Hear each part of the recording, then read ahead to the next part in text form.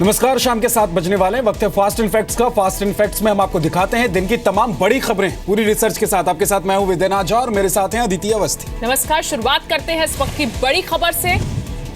और सबसे बड़ा सवाल, आखिर ऐसा क्यों हुआ कि बैठक से पहले तक सीएम के लिए तय नाम आखिर में बदल दिया गया। जो नितिन पटेल लगभग सीएम बनने वाले थे, अचानक उनकी जगह विजय रूपानी का नाम कैसे आ गया। दरअसल इस पूरी स्क्रिप्ट के पीछे आनंदीबेन पटेल का हाथ रहा, जिन्होंने ऐन मौके पर नितिन पटेल का विरोध कर दिया और विजय रूपानी के नाम का समर्थन किया, जिसके बाद बैठक में अगले सीएम के लिए विजय रूपानी का नाम पर मुहर लगी और नितिन पटेल को डिप्टी सीएम बनाने पर सहमति बनी।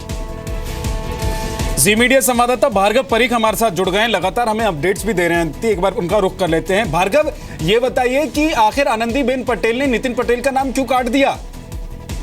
देखिए, जो पटेल आंदोलन की जो शुरुआत हुई थी, वो पटेल आंदोलन की शुरुआत गुजरात से, उत्तर गुजरात से हुई थी। उत्तर गुजरात का जो इलाका है वो नितिन पटेल का गढ़ माना जाता है और नितिन पटेल के गढ़ माने जाने वाले इलाके में से इसकी शुरुआत हुई थी, जहाँ से वो आनंदीबेन की सूची को हिलने की शुरुआत हुई थी। ये माना जाता है कि नितिन पटेल जो अमित शाह के विश्वस्त है और उनके कहने से ये सब हुआ था और यही एक आशंका आनंदीबेन के मन में बनी हुई थी। जब आज विधायक दल की मीटिंग थी, उस समय पे जब आनंदीबेन यहाँ से आए, उससे पहले वी सतीश और दिनेश शर्मा, पुरुषोत्तम रूपाला और नितिन गडकरी, अमित शाह के बीच। भार्गव, जल्दी से बता दीजिए कि शपथ ग्रहण का कार्यक्रम कब होगा?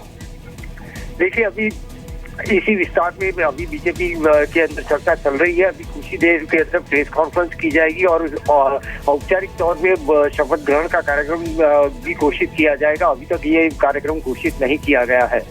बहुत बहुत शुक्रिया इस पूरी जानकारी के लिए भार्गव परीख आपका।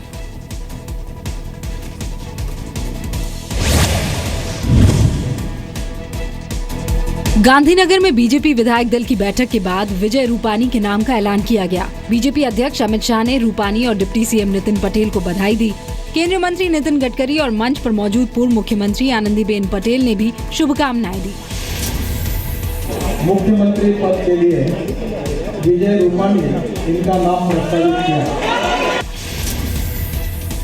गुजरात बीजेपी के अध्यक्ष विजय रूपानी आनंदीबेन सरकार में यातायात, श्रम, रोजगार और जल आपूर्ति मंत्री रह चुके हैं। विजय रूपानी राजकोट के जैन समुदाय से ताल्लुक रखते हैं। विजय रूपानी संघ परिवार के पुराने कार्यकर्ता है। आपातकाल के दौरान जेल जा चुके हैं। गुजरात सरकार में स्वास्थ्य और परिवार कल्याण मंत्री नितिन पटेल पाटीदार समुदाय से ताल्लुक रखते हैं। गुजरात में मोदी सरकार के दौरान भी वो शहरी विकास और वित्त मंत्रालय जैसे अहम मंत्रालय संभाल चुके हैं। नितिन पटेल मेहसाणा विधानसभा सीट से विधायक है।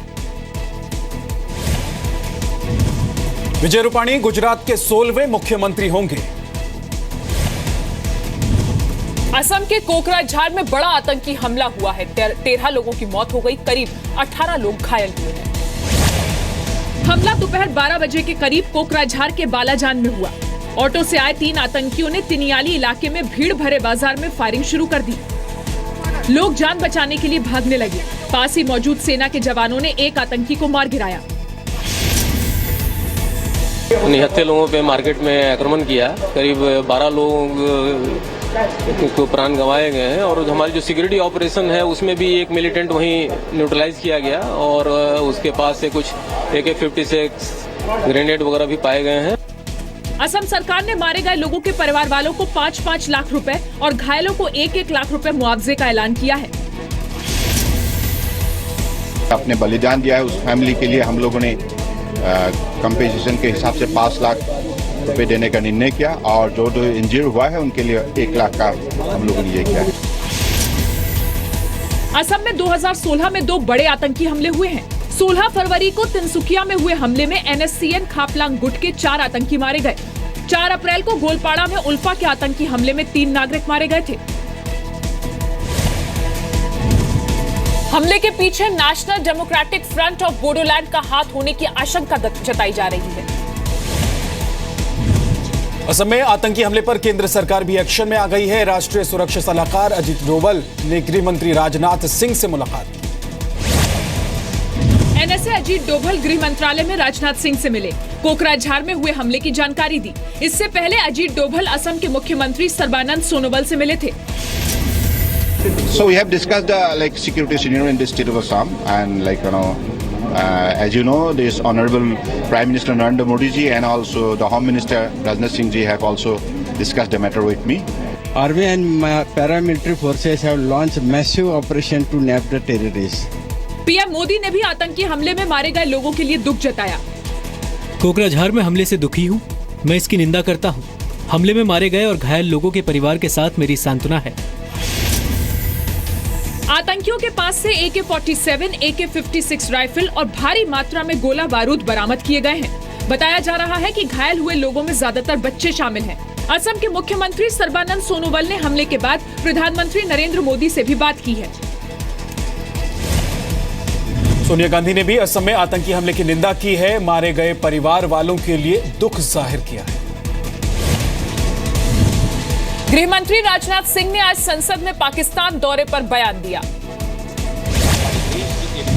राजनाथ सिंह ने पहले राज्यसभा और फिर लोकसभा में बयान दिया। कहा उन्होंने सार्क सम्मेलन में मजबूती से आतंकवाद का मुद्दा उठाया। राजनाथ ने पाकिस्तान पर फिर निशाना साधा। कहा पड़ोसी है कि मानता नहीं।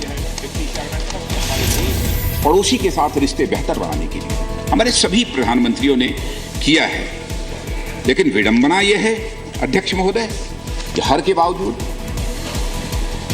यह पड़ोसी है कि मानता ही नहीं। लंच पर आमंत्रित करने के बाद वो तुरंत गाड़ी पर बैठे और चले गए। मुझे भी मर्यादाओं को ध्यान में रखते हुए, देश की मर्यादा का ध्यान रखते हुए जो कुछ भी करना था वो मैंने भी किया।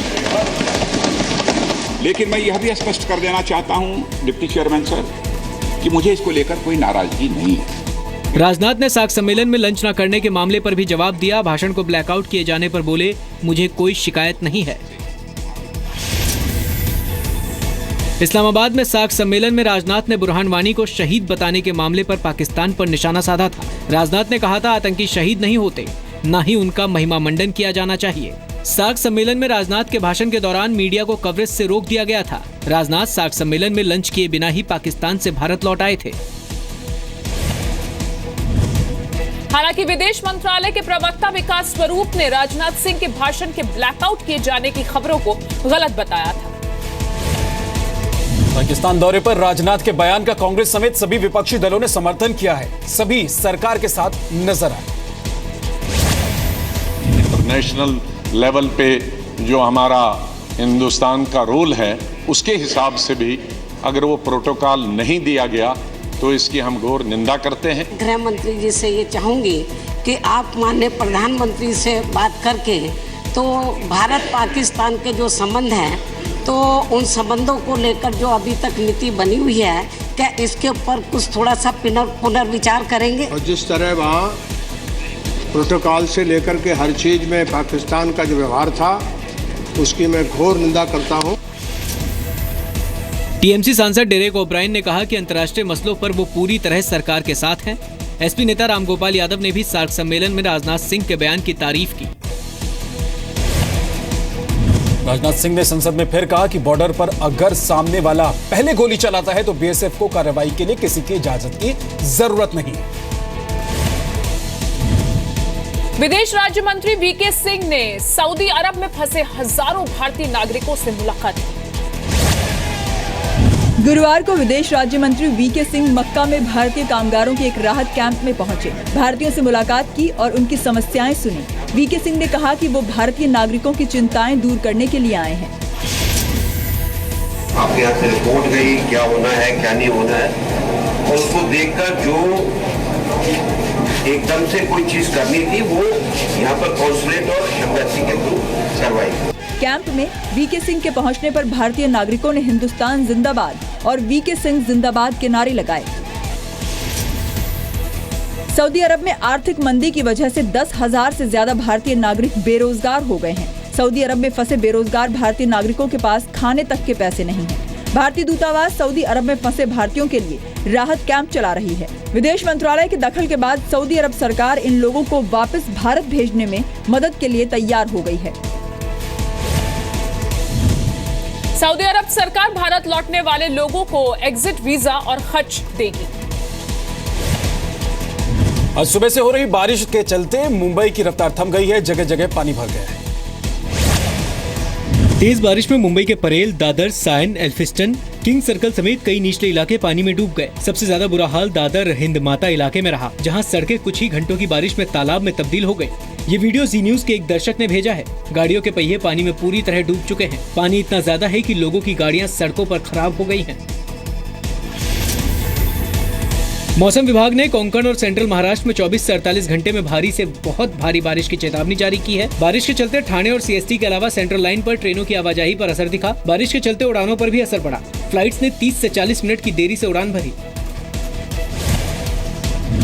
मुंबई में आज बारिश की वजह से कई दफ्तरों में छुट्टी भी कर दी गई। चंडीगढ़ में दिन दहाड़े बीच सड़क पर एक युवक के मर्डर का सीसीटीवी वीडियो सामने आया है। वारदात सेक्टर 25 में एक कॉलोनी की है।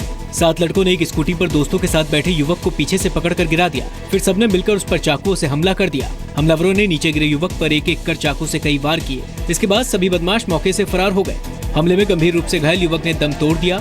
वारदात से नाराज लड़के के परिवार वालों ने भास्कर चौक पर जाम लगाकर प्रदर्शन किया। आरोपियों के खिलाफ कार्रवाई की मांग की।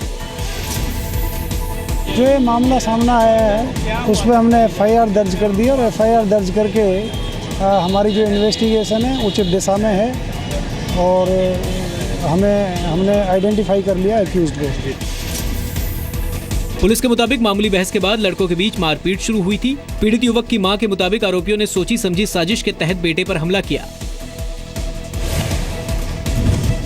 परिवार वालों का आरोप है कि पुलिस को वारदात की जानकारी फोन पर तुरंत दी गई, लेकिन वो काफी देर से पहुंची। इस दौरान सभी आरोपी फरार हो चुके थे।